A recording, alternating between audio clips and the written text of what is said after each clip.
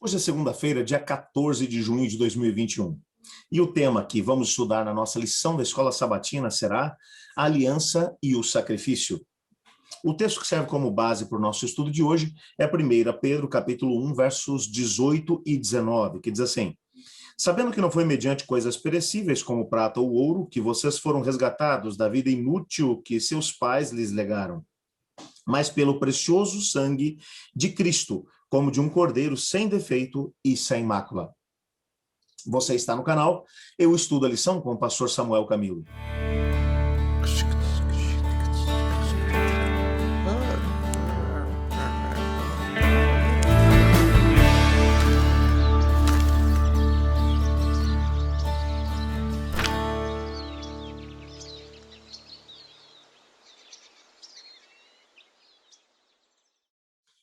Ontem nós estudamos um pouco sobre o amor de Deus demonstrado na cruz do Calvário e a graça que abundou da parte de Deus para com todos os seres humanos através do gesto de Cristo Jesus. Entretanto, se há uma coisa que nós podemos entender também, é que a cruz ela tem também uma dimensão de pagamento. Existia uma culpa que o ser humano havia assumido. E quando olhamos para o que Adão e Eva fizeram no Jardim do Éden, Deus havia deixado bem claro quais seriam os custos, qual seria o preço, porque o salário do pecado é a morte, é uma lei do universo. O salário do pecado é a morte. Deus deixou claro. Deus mencionou que não existe meio de um ser humano viver a não ser que seja junto à fonte da vida, que é Deus. Nós não temos vida em nós mesmos. Senão, nós poderíamos dizer que nós somos deuses. O único que tem vida em si mesmo é Deus. Deus nos criou para podermos viver para sempre, mas com uma imortalidade condicional. Ou seja, desde que estivéssemos ligados à fonte da vida, que é Deus, nós teríamos vida. De certa forma, Jesus Cristo usou uma figura que pode nos ajudar a entender aquilo que eu estou tentando dizer. E Jesus mencionou que aqueles que estiverem ligados a Deus, como a videira, o galho da videira, está ligado ao tronco, ao ramo, ele recebe vida e nutrição do tronco e não apenas tem vida, mas também frutifica.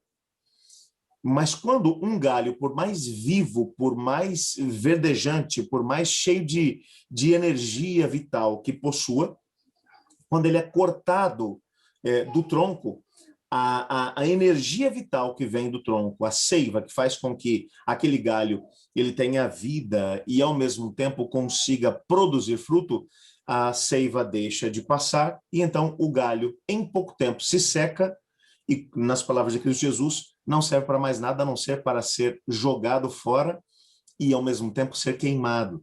Só serve como lenha. De certa forma, o que isso ilustra também um pouco daquilo que é a nossa realidade. Enquanto, como humanidade, estivéssemos ligados a Deus, nessa ligação com Deus estaríamos recebendo dele a vida eterna. Nós permaneceríamos com ele. Mas quando nós rompemos com Deus, perdemos a vida eterna. Por sua graça e misericórdia, ele ainda permite que nós vivamos alguns anos. Antes do dilúvio, isso se estendia por séculos. Como Matusalém, que viveu 969 anos, o próprio Adão, que viveu 930 anos, e assim por diante.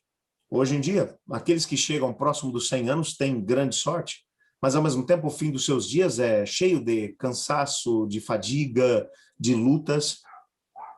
O que nós precisamos compreender é que essa separação entre o homem e Deus fez com que ele deixasse de ter vida. Mas havia um preço agora a ser pago, porque o salário do pecado é morte.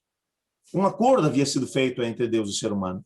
A rebelião havia chegado aqui no planeta.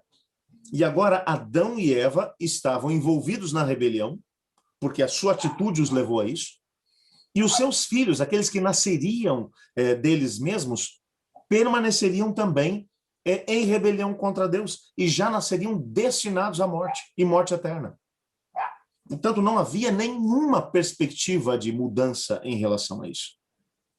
Foi nessa perspectiva que, lá no contexto do Antigo Testamento, o Senhor estabeleceu algumas leis, como, por exemplo, leis que fariam com que um indivíduo que houvesse sido escravizado, para que ele pudesse deixar de ser um escravo. Para que isso acontecesse, um preço tinha que ser pago. para que ele recebesse de volta a sua liberdade, alguém teria que pagar um preço. Normalmente esse preço era pago por um parente, por alguém que tinha condições financeiras. Dificilmente um escravo conseguiria, no decorrer de anos de trabalho, juntar recursos suficientes para comprar a sua própria liberdade.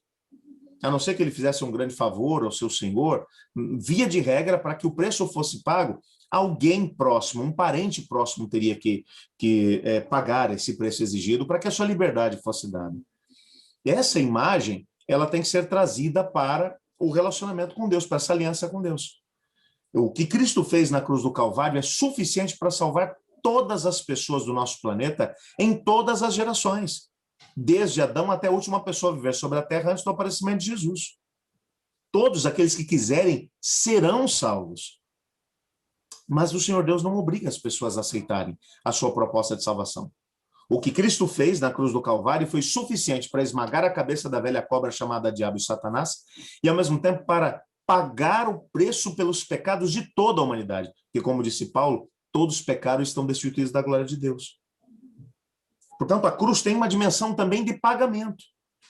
E é um pagamento que foi feito para que nós pudéssemos ser livres.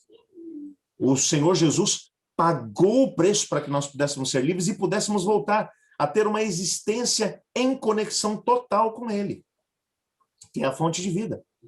Por que é que quando chegarmos na nova terra, nós teremos de novo a oportunidade de viver para sempre? Porque estaremos 100% conectados a Cristo. Hoje, o que nós podemos ter a certeza é de que não há nada, absolutamente nada que precise ser feito para que nós tenhamos a oportunidade de ser salvos e de ser livres do pecado, bem como das suas consequências, principalmente da morte eterna. Porque tudo já foi feito por Cristo Jesus na cruz. O que precisamos fazer hoje é usar o nosso livre-arbítrio e dizer: eu aceito o que Cristo fez por mim na cruz do Calvário. E eu quero que o que ele fez me salve e me dê a expectativa de muito em breve voltar a viver para sempre como ele criou o nosso pai Adão. Vamos orar dizendo a ele que nós queremos isso? Obrigado, Senhor, porque em tua palavra descobrimos que o Senhor nos ama, se preocupa conosco e pagou todo o preço exigido para que pudéssemos ser de novo livres. Obrigado.